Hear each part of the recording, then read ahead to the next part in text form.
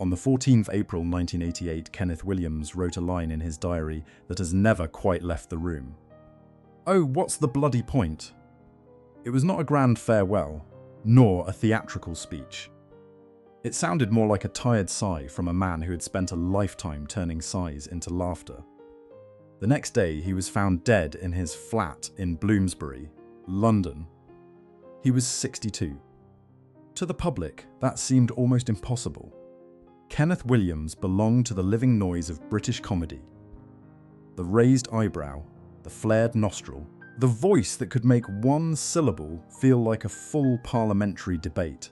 He had been part of Carry On, BBC Radio, television panels, and a particular kind of English silliness that was never quite as silly as it pretended to be.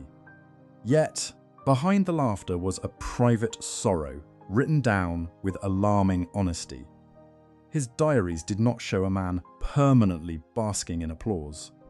They revealed someone restless, sharp, lonely, often merciless towards others, and even more merciless towards himself. He could be dazzling company, by all accounts. He could also be a difficult man. Britain, rather fond of difficult men when they are funny, never quite knew what to do with the sadness underneath. That is the curious life we are about to follow. Not the cheap version, not the lurid version, and certainly not the easy one. Kenneth Williams was not simply a sad clown, though the phrase has followed him like a damp overcoat.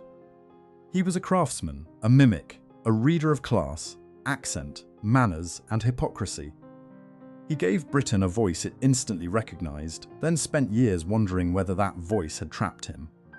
So the question remains: if Kenneth Williams had fame, work, admirers, and a place in Britain's golden age of comedy, why did the final page sound so empty? Before the diaries, before the final line, there was the voice. For many people in Britain, Kenneth Williams was not first remembered as a troubled man. He was remembered as a sound coming from the wireless, from the television set in the corner, from a carry-on film repeated on a damp bank holiday afternoon.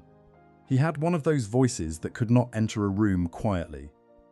It slid in, sniffed at the furniture, judged everyone present, and somehow made the judgment hilarious. A single ooh from Kenneth Williams could carry more social information than some actors managed in a whole scene. There was disdain in it, panic in it, vanity in it, and just enough absurdity to let the audience in on the joke. That was why Britain loved him. He was not a romantic leading man. He was not built for heroic stillness or smouldering looks across a drawing room. Kenneth Williams belonged to something sharper and more democratic. He was the man who punctured pomposity. He made officials ridiculous, snobs transparent, and respectable people faintly suspect, which is a useful public service in any civilized country. By the mid-1950s, through Hancock's Half Hour, he had become one of radio comedy's most distinctive supporting players. From 1958, the Carry On films brought his face to cinema audiences. The raised eyebrow, the long vowels, the expression of eternal offence. In 1965, Round the Horne gave him another kind of immortality, turning his timing and coded playfulness into a weekly ritual. Then, from 1968, Just a Minute showed the speed of his mind, and occasionally the sharpness of his temper. To older viewers, he remains a face from Britain's golden age of television and radio, when comedy could be naughty, verbal, theatrical, and oddly innocent all at once. Yet even here, a shadow appears. The public adored the voice. But did Kenneth Williams ever fear that Britain loved the performance more than the man behind it? Kenneth Williams did not arrive in British comedy as a polished gentleman from a drawing room.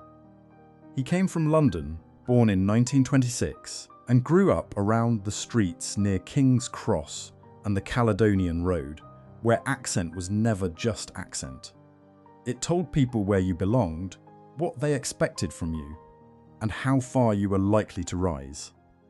His father, Charles, worked as a barber, and the family world was practical rather than theatrical.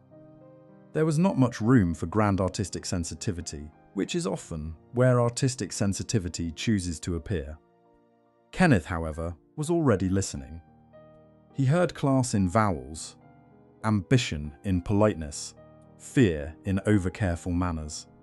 Long before he became famous for voices, he was studying the sounds by which Britain arranged itself. As a young man, he worked in map-making and draftsmanship, a suitably precise occupation for someone who would later map human absurdity with alarming accuracy.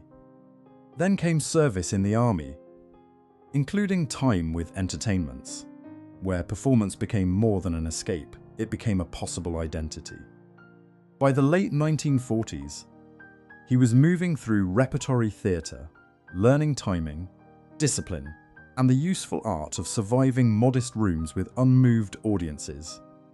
This is the important point. Kenneth Williams was not merely born funny. He built his comic armour piece by piece. The stretched vowels, the arch disdain, the sudden panic, the theatrical outrage, they were rooted in observation. He understood that in Britain, a change of voice could be a change of class, and sometimes a change of fate. Yet invention carries a cost.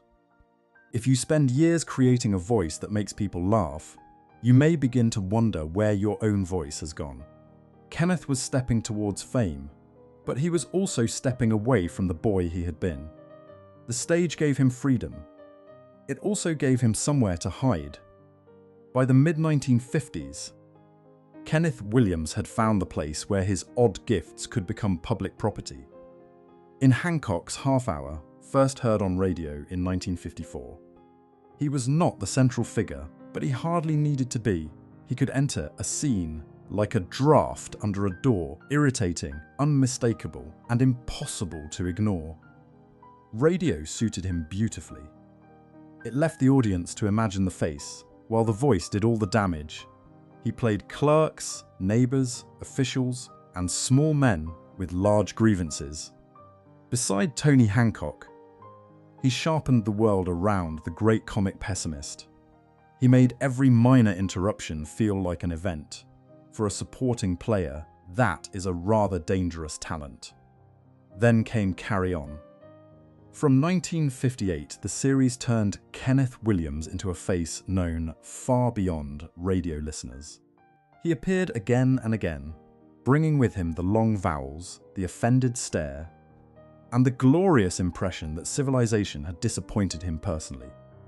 In Carry On Cleo, released in 1964, his line about infamy became one of the most quoted jokes in British screen comedy.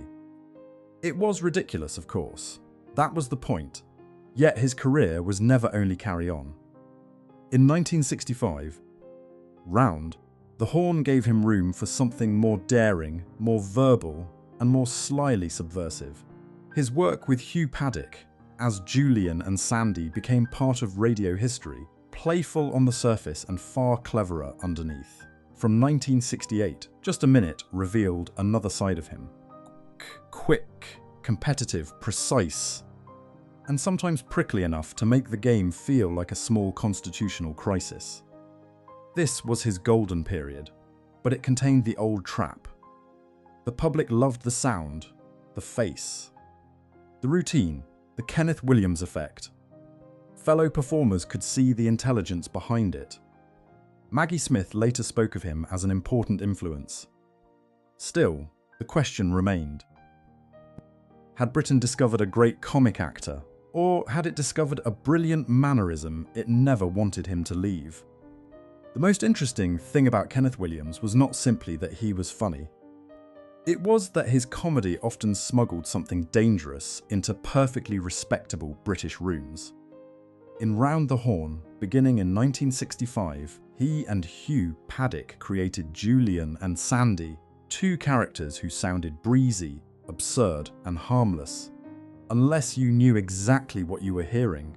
Their use of Polari, a coded slang associated with gay men, theatre, sailors, and parts of London life gave the sketches a double life. To some listeners, it was just wordplay. To others, it was recognition. That was the genius of it.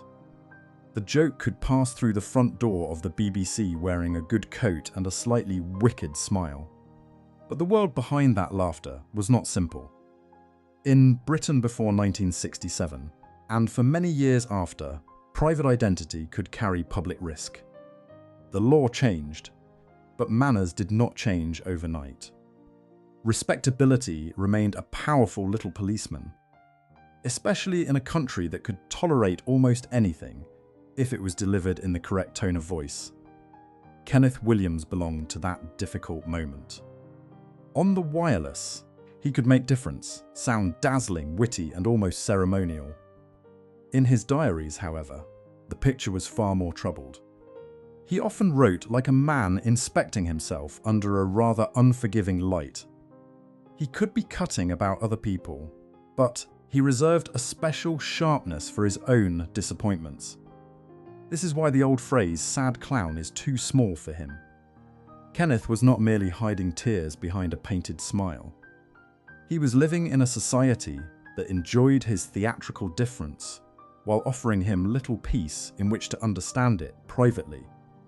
He made Britain laugh at coded truths it was not yet ready to discuss plainly. And perhaps that is the question. Did Kenneth Williams help Britain hear something it could not yet bring itself to say? There are moments in a life when the public performance and the private wound come too close together. For Kenneth Williams, one such moment came in 1962, when his father, Charles, died after drinking carbon tetrachloride, a highly toxic cleaning fluid. The circumstances were disturbing, and later accounts have treated the event with understandable fascination. But fascination is not the same as understanding. What matters for this story is the chill of it. Kenneth received the news, and as has often been noted, still went on to perform. To some, that sounds cold. To anyone who knows the habits of theatre, it sounds grimly familiar. The show goes on, partly because audiences are waiting, and partly because stopping would mean feeling everything at once. The relationship with his father had not been easy. Charles Williams came from a practical world, not a world of theatrical nerves, coded jokes, and delicate ambition. Kenneth had built himself into something extraordinary, but family history does not politely leave the dressing room just because applause has begun. At the same time, his career was carrying its own bruises. Carry On made him famous, but fame is a peculiar reward when it keeps asking you to repeat the same trick. The films were loved by audiences, especially as part of that cheerful national cupboard of jokes, innuendo, and holiday television. Yet Kenneth often seemed to want something more exacting, more respected, perhaps more serious. In 1965, he appeared in Joe Orton's Loot, a black comedy with a sharper, more unsettling edge than most mainstream fare. It showed that Kenneth could belong to darker, cleverer material. It also showed the tension between the actor he could be and the comic figure the public most readily bought. That was the wound inside success. Was he cherished, or was he trapped? For an artist, the cruelest prison can be an audience that loves you, but only in one particular shape. By the late 1970s, the room around Kenneth Williams seemed to be growing smaller. He was still recognizable, still quick, still able to turn a panel show into a minor duel of manners. Yet the centre of British comedy had begun to move. New voices arrived. New forms of television took shape, and the old carry-on world started to look like a postcard from a naughtier, cheaper, more innocent Britain.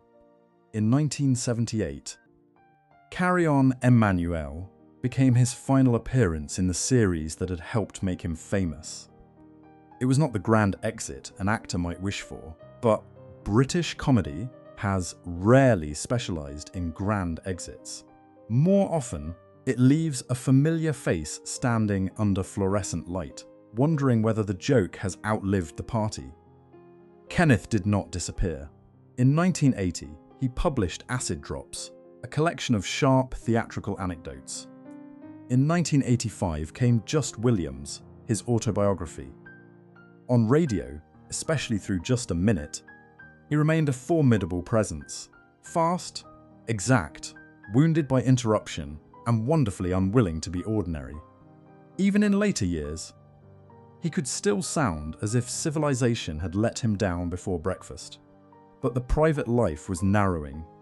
His mother, Louie, remained deeply important to him, a source of attachment and, perhaps, another kind of enclosure. His flat in Bloomsbury became the setting for routines, illnesses, complaints, memories, and diary entries. The diaries grew more revealing, as the public image became more fixed. On screen and radio, he was Kenneth Williams, the national voice. On the page, he was a man examining the cost of being Kenneth Williams. This is where the story becomes quiet. Not because nothing was happening, but because so much was happening inwardly. When he wrote that final question in April 1988, it did not appear from nowhere. It sounded like the last echo of a conversation he had been having with himself for years. Kenneth Williams should not be remembered only through the last page of his diary. That would be too neat, and he was never a neat man.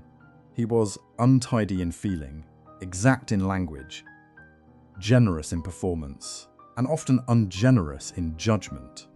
In other words, he was human, which is always the one quality that makes a comic figure more interesting than the joke.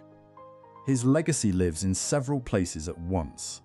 Carry On keeps him in the popular memory with all its seaside postcard cheek and impossible double meanings. Round the Horne preserves the more daring Kenneth, the one who slipped coded truths into respectable Sunday listening. Just a Minute reveals the speed of his mind, the pleasure he took in rules, and the irritation he felt when other people failed to obey them properly. One suspects he would have found modern television both fascinating and completely intolerable. Then, there are the diaries. Published after his death, they complicated the public image. They did not replace the comedian with a tragic figure, but they forced viewers to look again. Behind the laughter was a private sorrow, yes, but also intelligence, discipline, vanity, fear, and a fierce hunger to be understood as more than a funny voice. Britain never quite forgot him because he belonged to a vanished national soundscape. BBC studios, repertory discipline, carry-on afternoons, smoky theatres, clever innuendo, and that old belief that embarrassment could be a comic art form. He was a face from Britain's golden age of television and radio, but he was also stranger, sharper, and lonelier than nostalgia sometimes allows. If you remember him from those old Saturday evenings, let us know which moment stayed with you. Or perhaps there is another British star from your childhood you would like us to remember next. Kenneth Williams may not have found peace in the way audiences hoped, but he left behind a voice so unmistakable that decades later, Britain can still hear the laugh and the ache beneath it.